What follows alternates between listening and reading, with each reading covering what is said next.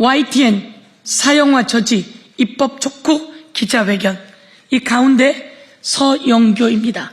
그리고 그 옆에는 YTN 노조위원장 등 YTN 민영화, YTN 사형화 저지 투쟁을 함께 해왔던 분들의 사진이 걸려 있습니다.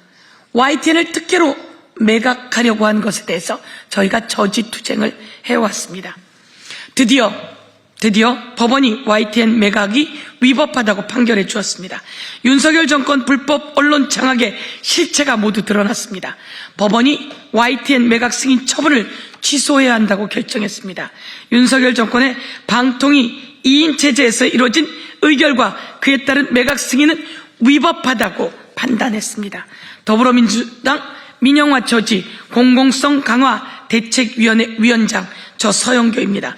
그동안 YTN 사형화를 저지하고 언론의 공공성을 지키기 위해 최선을 다해왔습니다. 대책위는 YTN 서울타워 앞 등에서 수차례 기자회견과 토론회를 통해 윤석열 정부의 YTN 지분 매각 강요를 규탄하고 윤석열 정권의 언론 탄압 실태를 국민께 알렸습니다. 공공기관 민영화 방지, YTN 지분 매각 저지를 위한 법안, 공공기관 운영에 관한 법률 일부 개정안을 대표 발의해 입법 보완에 나서기도 했습니다. 그러나 윤석열 정권은 이를 저지해 왔습니다. YTN 지분 매각은 윤석열 정부가 언론 장악을 위해 무리하게 추진한 전형적인 졸속 매각이었습니다. 2022년 공기업 한전 KDN과 한국마사회는 매각 의향이 없다고 밝혔음에도 불구하고 소관 부처인 산자부 그리고 농림부의 요구에 따라 결국 지분 매각에 나섰습니다. 기억하실 겁니다. 산자부와 농림부가 강요하고 그리고 국민의힘 국회의원들이 너도 나도 나서서 한전 KDN 그리고 한국마사회에게 YTN 지분을 매각하라고 강요했습니다. 그때부터 그들은 언론 장악 의지를 노골화시켰습니다. 그러나 우리는 저지 투쟁해왔습니다.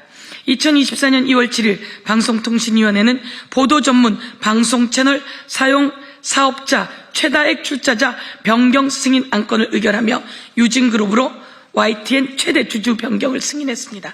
당시 방통위 제적위원은 김홍일 위원장과 이상인 부위원장 단 2명이었습니다. 서울행정법원 이에 대해 피고 방통위는 이인의 위원만 제적한 상태에서 의결하고 그에 근거해 최다액 출자자 변경을 승인했으므로 이 사건 처분은 의결 절차상 하자가 있어 위법하다고 판단했습니다. 이번 판결은 사실상 윤석열 정권의 방통위 장악과 방송사 탄압에 대한 법원의 철퇴 명령입니다. 윤석열 정권은 YTN 매각을 통해 언론을 사유화하고 방송의 독립성과 공공성의 근간을 뒤흔들었습니다.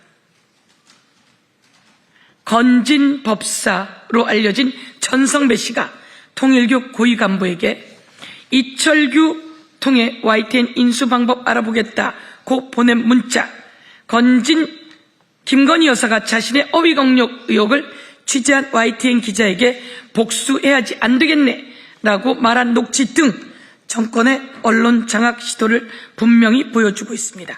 윤석열 정권이 무리하게 추진한 YTN 매각 과정의 절차적 위법성과 정치적 개입 의혹을 끝까지 규명하고 그에 대한 책임을 엄중히 물어야 합니다. 더불어민주당 민영화 저지 공공성 강화 대책위원회는 이번 판결을 계기로 윤석열 정권에서 무너진 언론의 독립성과 공공성을 회복하는 길에 끝까지 함께 하겠습니다. 2025년 12월 1일 여러분, 김건희가 그렇게 이야기했다는 거 아닙니까? 자신의 어휘 경력 의혹을 취재하고 보도한 YTN 기자에게 복수해야지 안 되겠네 라고 말하면서 YTN의 매각은 급물살을 탔습니다. 산자부, 농림부 모두 나섰고 그와 관련한 국회의원들이 모두 나서서 마사회에게 한전 KDN에게 YTN 지분을 매각하라고 강요했습니다. 방통위 2인 체제로 의결했습니다. 그러나 이제 법원이 철퇴를 내렸습니다. 저희가 이렇게 열심히 투쟁했던 민영화 저지 공공성회복 대책위원회 위원장 서영교가 오늘 이렇게 기자회견을 하면서 여러분께 저희들의 성과를 알리며 향후 YTN의 공공성 강화를 위해 더 노력하겠다. 그러나 이 과정에 개입된 모든 권력은 철저히 찾아서 법적 조치하고 처벌해서 다시는 언론의 공공성에 권력이 장악하려 들지 못하게 하겠습니다.